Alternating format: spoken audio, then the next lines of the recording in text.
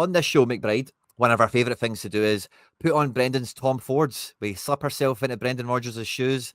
We don't pretend to be the manager. We are the manager. We decide what the team is going to be for the weekend. We do our best to do a wee prediction for it and go through the squad and go through the runners and riders who could be showing up for us. Now, this is our last weekend match off the back of having some midweek action. So there is still maybe a little bit of jeopardy for rotation.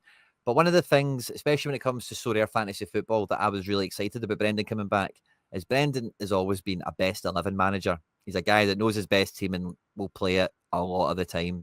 Very minimal rotations unless required. So I think we'll get back to that probably quite quickly. And maybe we'll still see the likes of Bonner and some other guys like bled in from the bench or whatever. But St Mirren away, they've also just got a good result against them recently. St Mirren always do well against us. And they've had that manager Robinson in there now for a fair few years, doing a good job. So I don't think anyone will take this game lightly. This is the board we've got up for the game at the weekend, McBride. Coming into it, anything you want to start us off on?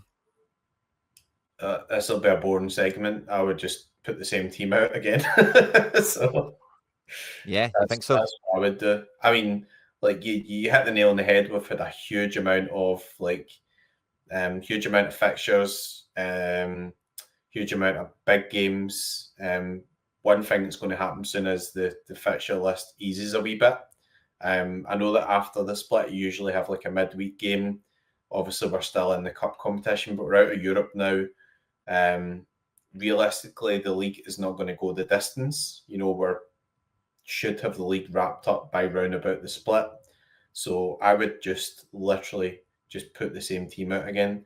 I would say that the one position I'm most questionable on is probably Trusty, because I don't feel as if he's had much of a rest.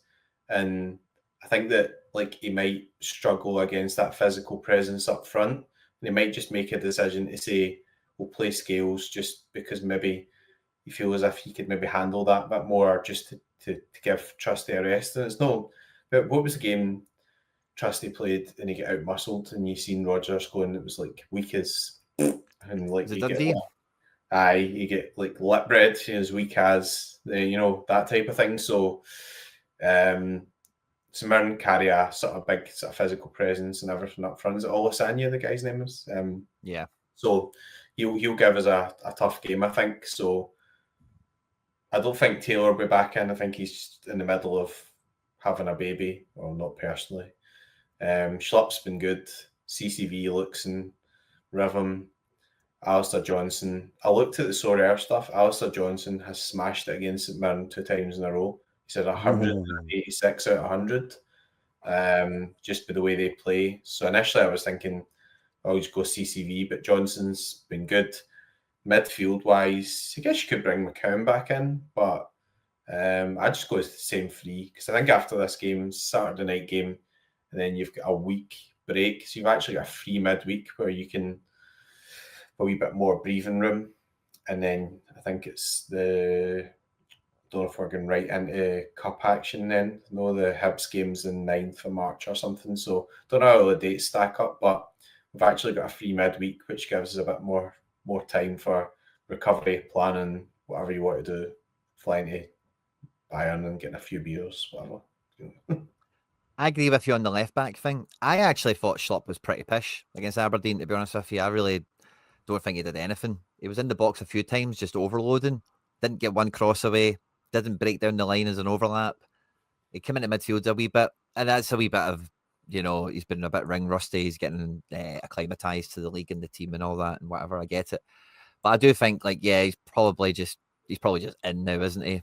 For this one, and I said in my breakdown of the last video, I'm not going to mention his name on the preview because you've been giving me penalties for it, and now the comment section is doing it, where I've been saying that he's going to come in for Trusty, and I won't say his name.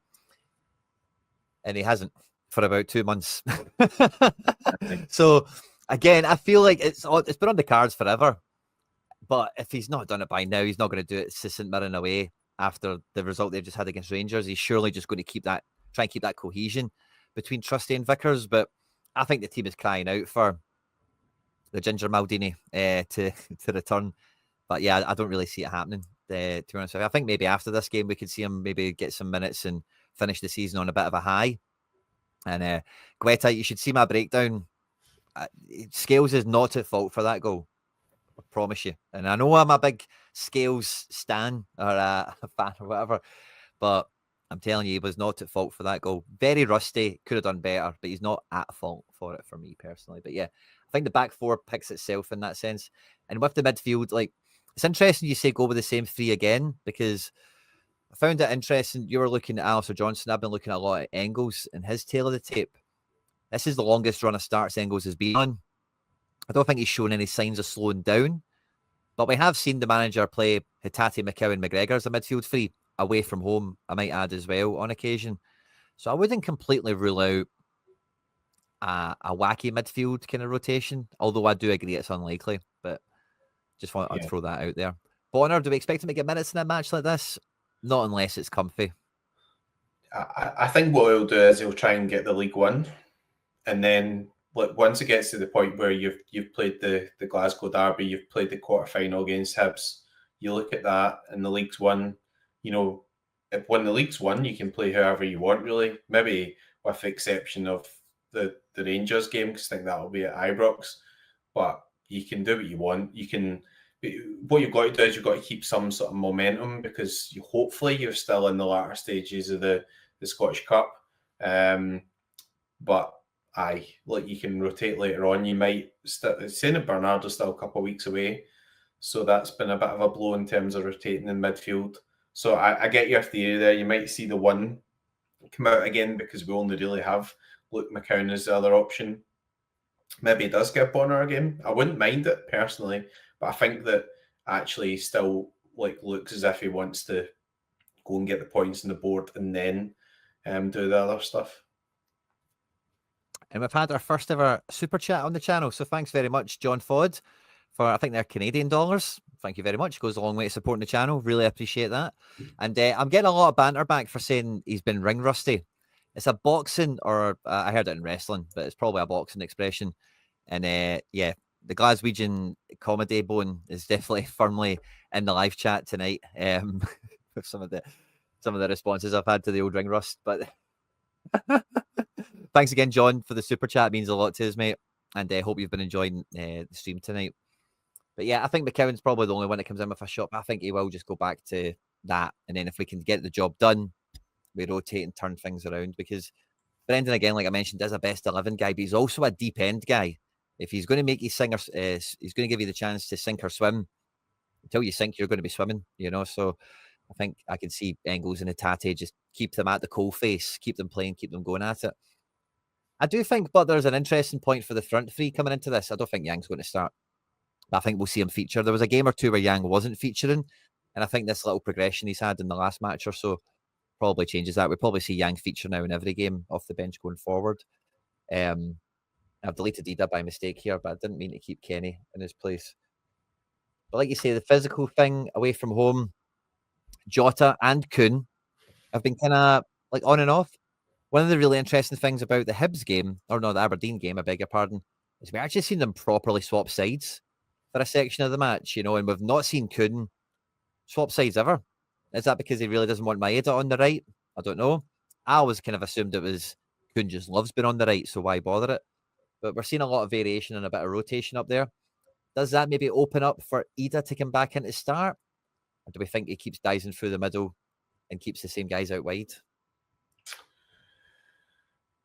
It's interesting the way I think St Mirren at Paisley, they'll probably come on to us and they'll try to get up there, and that leaves the counter-attack.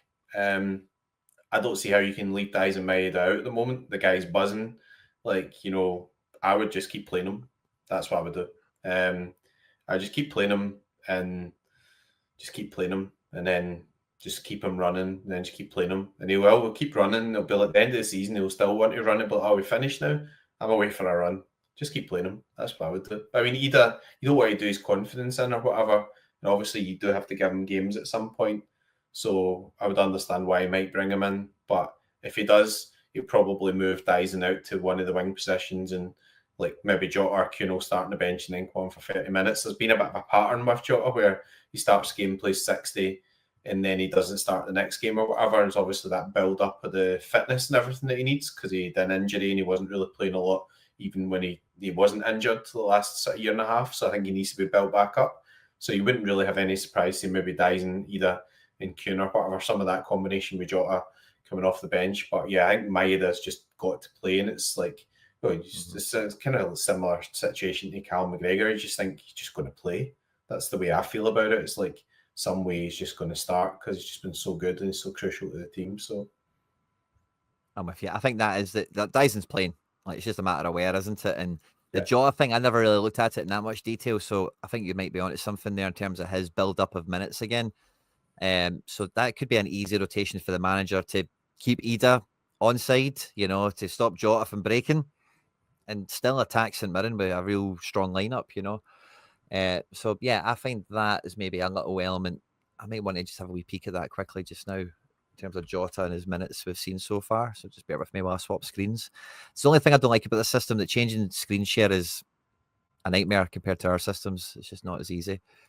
But if we have a look at his scores, his performances so far, so yeah, signed, off the bench, start, off the bench, start, and that was weekend to midweek with Bayern, extenuating circumstances, and then weekend against Hibs, midweek against Aberdeen. Yeah, I could maybe see him going to the bench. Yeah, possible. I think maybe he's ready to start now, but you see, minutes wise, like he's only doing like the 60. He's not played a full game yet, so he might just start and play 60 again just to be protected. I would start Jota personally. I would go Jota, Maeda, and Kuhn and try and get a couple of goals. I think we won 3-0 at Paisley the last time. So it is a tough game. They're a good team, but Celtic are a better level of good team. Let's face it, right? Yeah. We're a better level of good team, so I think if we focus on going and do our stuff, try and start a bit quicker, whatever, you'll get a rest later, you got to be up for this, that type of stuff, and then you go for there. So I would agree with what you've said there. I also think, thinking about it, there's another kind of there's two other little dimensions that just come into my mind with this. What I mentioned there with Kuhn and Jota swapping sides, Brendan Rodgers definitely wants these three guys to be on the same page, like to be totally linked up with each other come the derby and come any important cup matches. That's the most important thing for us now, and I think he'll probably keep them in. The second thing I was going to say on that is obviously St Mirren just beat Rangers. So if we go and hammer St Mirren, Rodgers will be grinning from ear to ear afterwards, like if we really do a number on them, which isn't to be disrespectful. St Mirren has been, for me, over the last 3 seasons, they've been in our top 3 hardest matches, probably for the last 2 or 3 seasons in a row, whether that be, I don't think they've ever done well at Celtic Park, but normally when we go away, there's always one time we play them away where it's like shaky. Maybe they take the lead. Maybe it's a tight scoring match or something like that. So no, I think I'm on side with you where he keeps the same team and we maybe see rotations at 60. Patman 67, by the way, you've got a heart of gold, my man. He's at a £10 super chat, so thanks very much.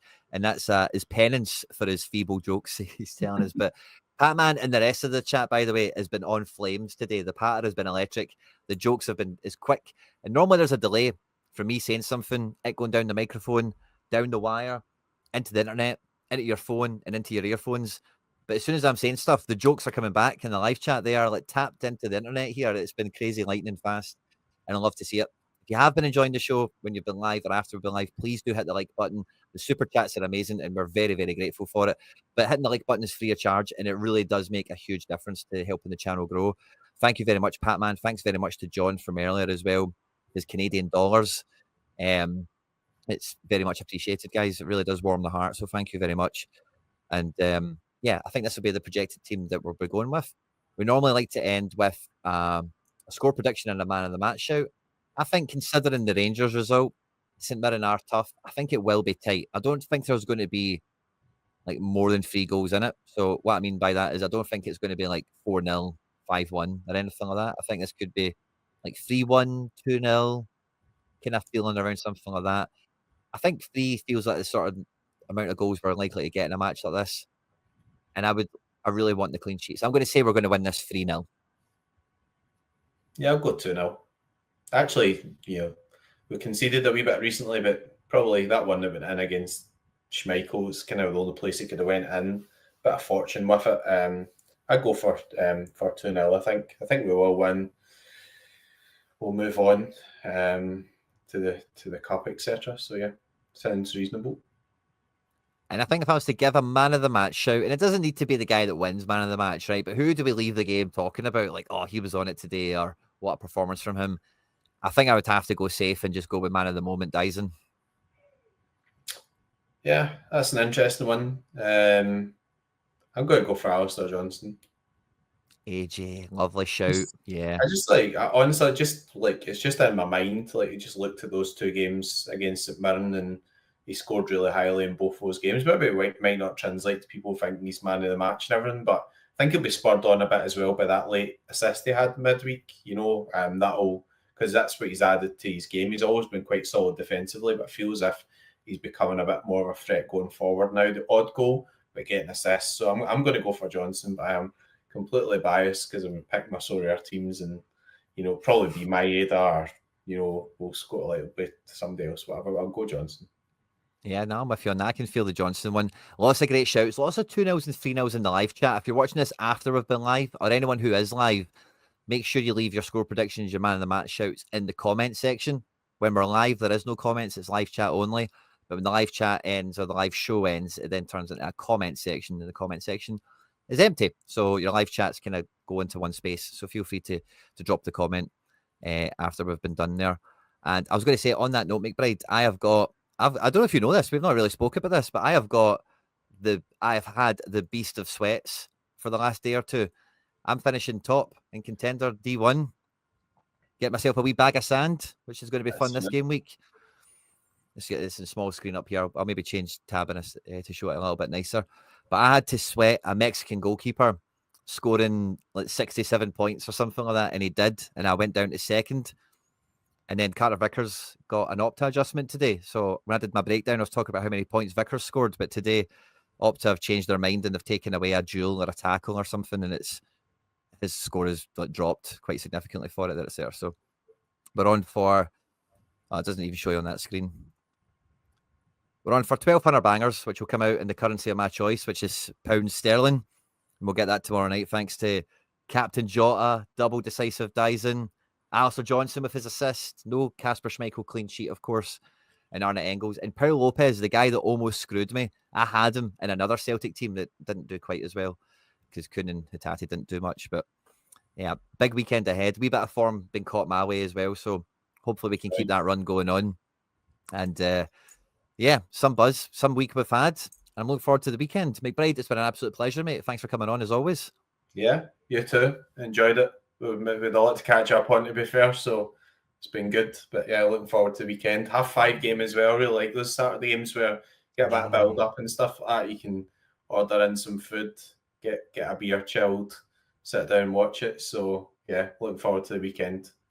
Saturday night evening game. We don't get many of them, but that should be good fun. To anyone that's going to the game, of course, travel safe, have a great time. And to all you that have been involved in the live chat, especially Patman and John with the donations, honestly, I can't say it enough. Thank you very much. It really does mean a lot to us. Everyone in the live chat has been on fire. I'd love to see the likes coming in. Hopefully, you've already subscribed to the channel. Hail, hail. And we will catch you next Thursday at this time. Take care. Hail, hail. Bye-bye. Hail, hail. One hoops.